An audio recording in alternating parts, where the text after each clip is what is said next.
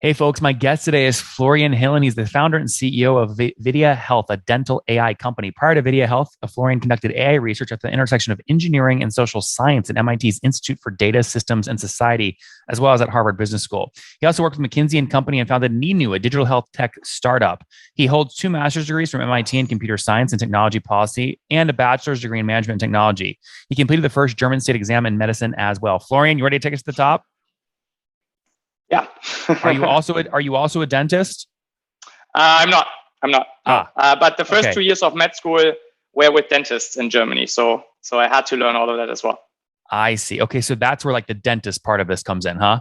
That's right. Exactly. Okay, so what is Vidya Health? When customers pay for? Are these dentists that are paying you directly? And if so, what do they get when they pay?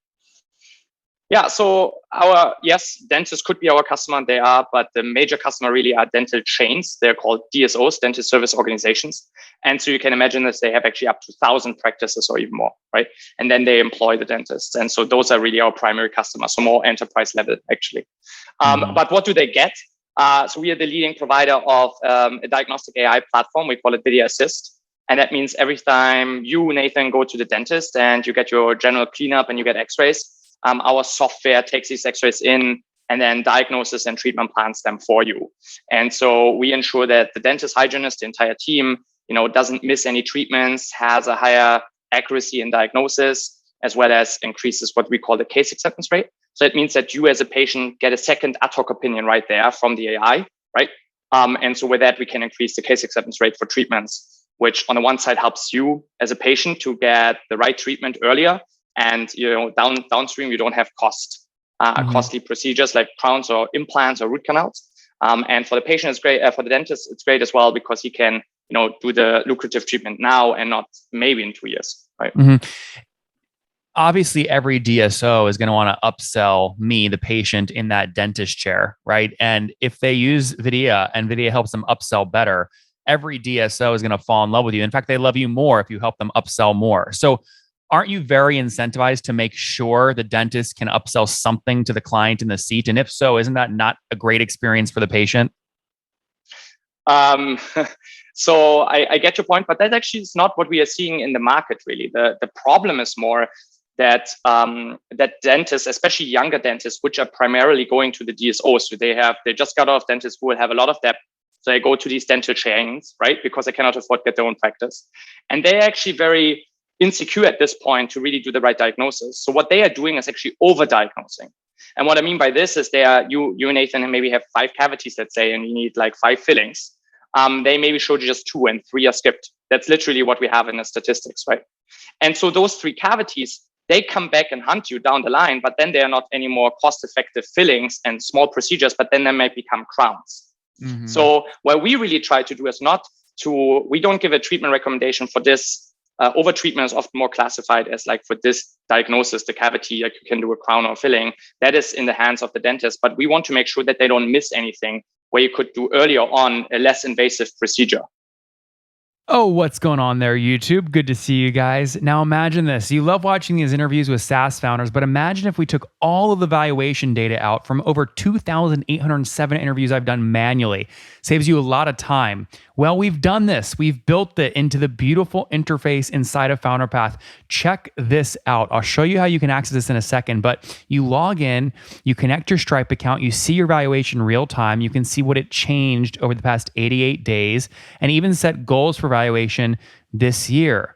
Now, the secret to valuation is there's many different ways to value a SaaS business. So the reason you're going to see 3 or 4 different valuations inside of your FounderPath dashboard, this is all free, by the way, is because depending on who's doing the buying of your SaaS company, you're going to get a different valuation. A VC is going to pay a different valuation. Private equity firm is different. If you're going to do a minority sale, that's different. And if you sell the whole business, that's a different valuation. You can see all those when I hover over here. Right, so the teal is what a VC would pay, yellow is what private equity, and red is if you sold the whole thing outright.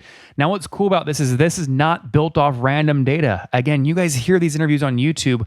All these data are built from real-time valuation data points founders share with us on the show. So Traction, 1.2 million seed round, 3.7 raise. They sold 22% of their business. Go in here and filter by the event. Maybe you only want to see companies that have sold the whole business. Well, here are a bunch that have been acquired, the valuation and the multiple. Maybe you're going out right now and you're raising your seed round. Well, go in here and look at all this recent seed deals that went down, what they raised, what valuation they raised at, and what percent that they sold.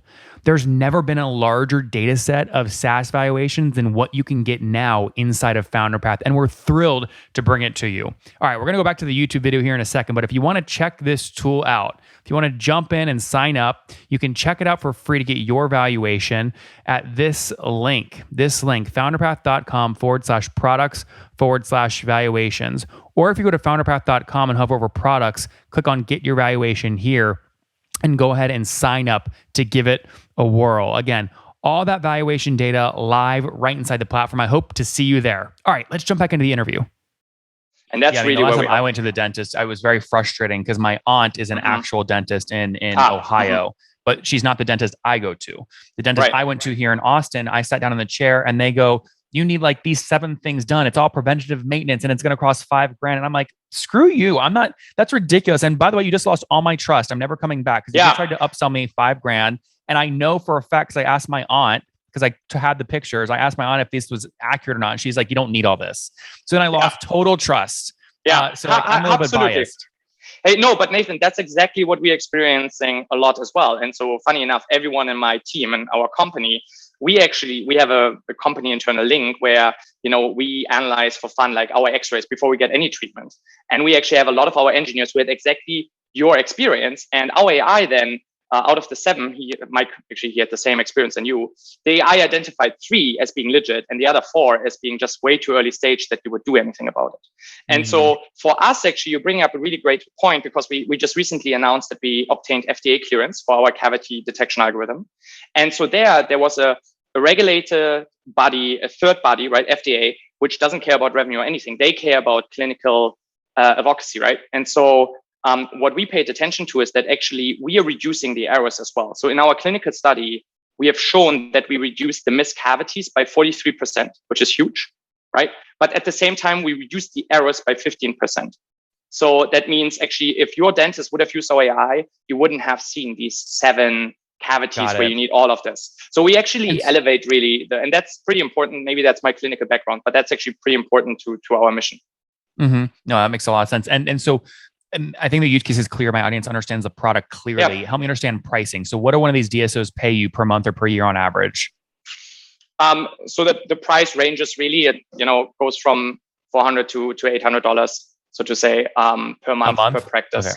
Yeah, exactly. But it is like it's DSO pricing. So it's per month, but usually it's longer term contracts, right? We usually have minimum of 1 year contract or something. And how many practices are on the platform today?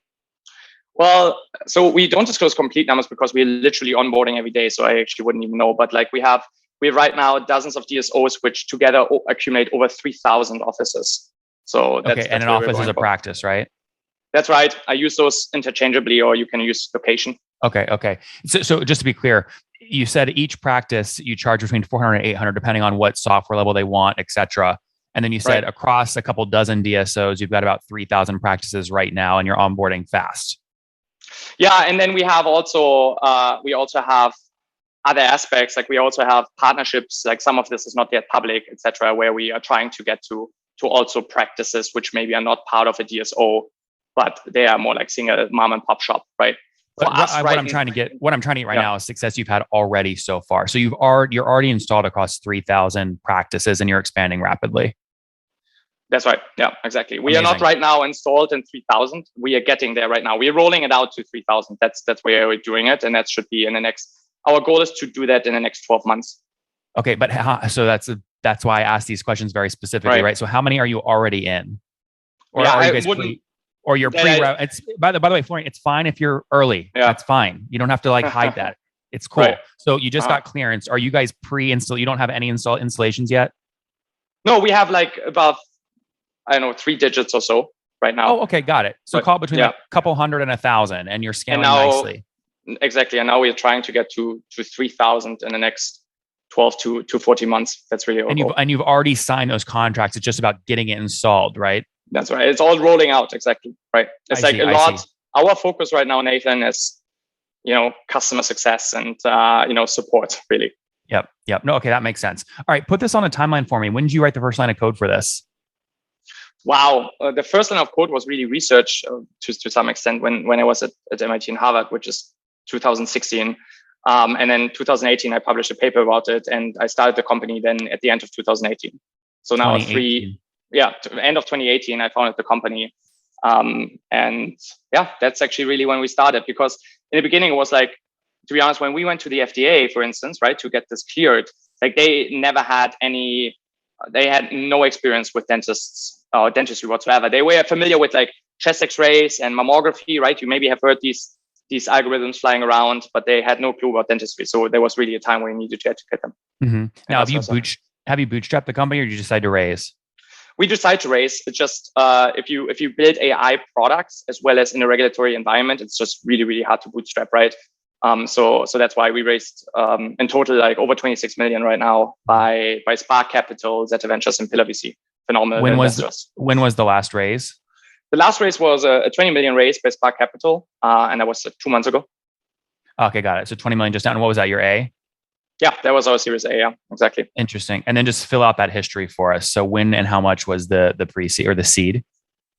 So the first check was actually from MIT directly. So it was like when I founded the company, and then we had a pre-seed of $1 million. Well, what was that size from MIT? And that was 50,000. That was like literally. Okay. That was like when you just graduated from MIT, you had like all these ideas, and you were like, let's go for it, and so on. But then the pre-seed was $1 million. Then the seed was 5.4 by Pillar and Zeta, and then recently the Series A for 20 million. When was this million seed? That was that was also in 2018, and then the seed round, the 5.4 million, was in September 2019. Got it. 5.4 million. Okay. And so where did most of that 5.4 go? Was it really towards getting the approval, the FDA approval?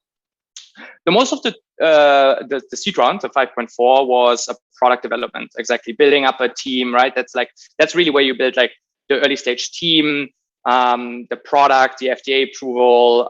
Also, that was all the time where we did like a lot of paid pilots, testing the product, and so on. And now the Series A money, the 20 million, is really about like, continuously to fast product development, and we have like an entire product roadmap and execute on that. So we absolutely focus on hiring more engineering, product design, all across that.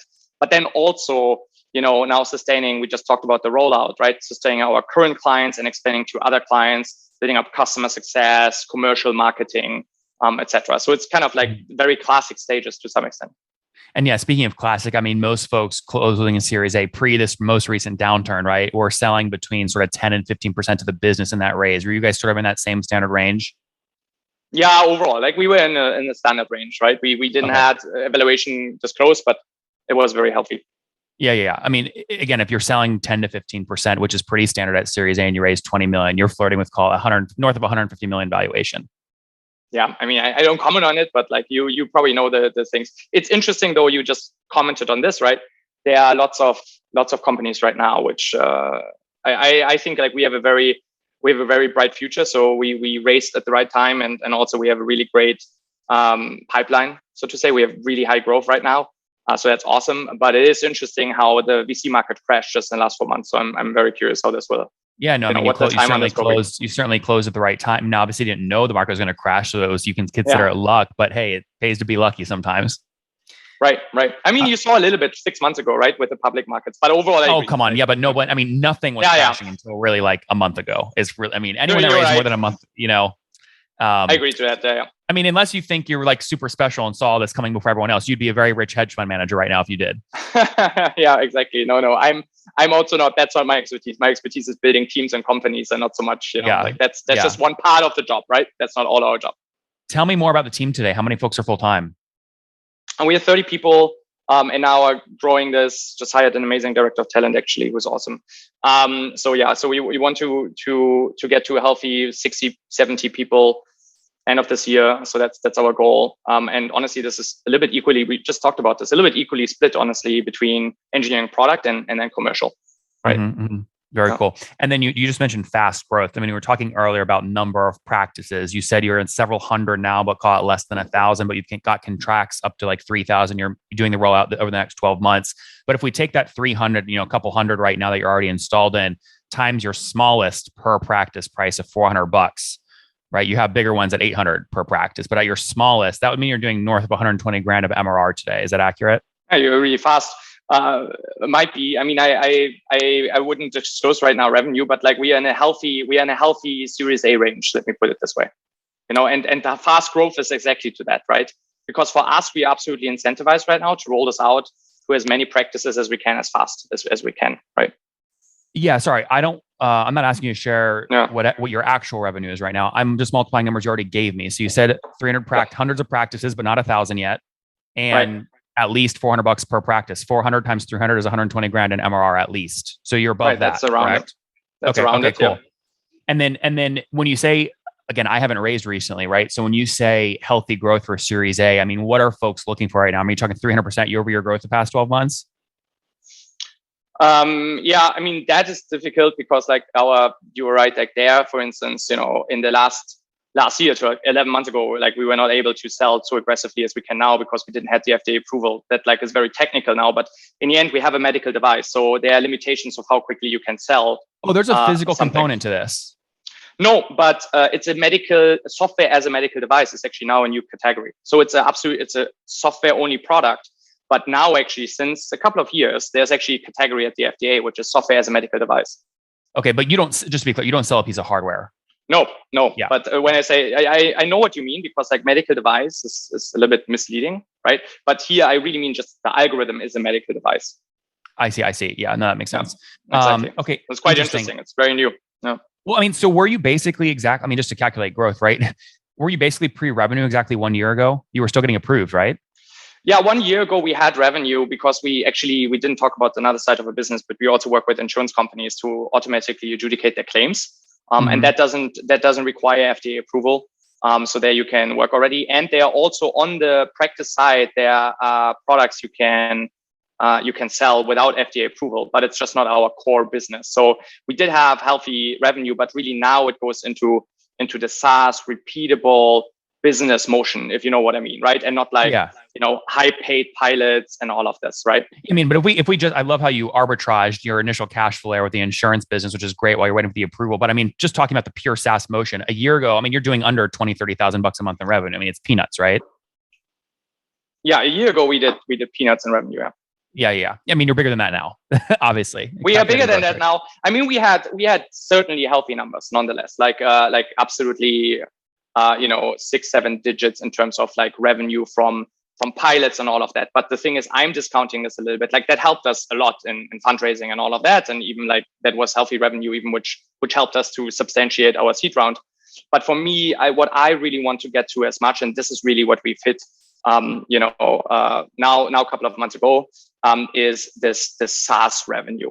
Like not the one-time big chunks. Like we had pilots of several hundred K, but the SaaS repeatable revenue, this repeatable motion, and that's the golden grail, because then you can like double down on that, if that makes sense. Of course. And everything else is more like almost like service. It almost feels like more that you've been doing a service company. Yeah, which is, by the way, there's nothing wrong with that. To get stuff going, it helps you preserve equity as a founder. It makes a lot of sense. And you can build a great product, by the way, because like that's how you learn, right? That's right. Yep, exactly. Now in terms of growth, obviously your ass is on the line now, right? Series A raised, you've got to go. There's no like slow growth. You can't grow 70% year over year. That would be a failure for what you've raised. You've got to be way bigger than that. So, I mean, can you get above, $5-6 million bucks of ARR this year? Or like how aggressive do you think you can be this year? Yeah, I mean, we are pretty aggressive. I mean, we also have, we were very diligent about like who we choose as a Series A investor. So we were in a fortunate position to choose a little bit, and we took Spark Capital because they are phenomenal. And coming in a Series A, they have built amazing SaaS companies, Carter, etc., which I think are great. And that's we aligned there on our expectations. But that's exactly the growth we are streaming towards. All right, very cool. Let's wrap up, Florian, with the famous five. Number one, last book that you read. Zero to IPO from Freddie Karras, who's actually an angel investor in our company. Very cool. And it's phenomenal. Number two, is there a CEO you're following or studying? Freddie, actually. He is my mentor, and I call him a couple of times, actually. Number three, what's your favorite online tool for building a video? It's not the most used tool, but I really like Miro. Miro, yep. Right. The visual app, whiteboard. That's right. Number four, how many hours of sleep do you get every night? 5 to 6. All right. And what's I actually try to really always minimum have more than 6, because I think sleep is actually, that's the most important component. I would cut on everything else except sleep. Totally. And what's your situation? Married, single, kids? Girlfriend, partner, but okay, not married. But no also an entrepreneur. So that's fun. And Florian, how old are you? I'm 29. 29. Last question. Something you wish you knew when you were 30. Or sorry, when you were 20.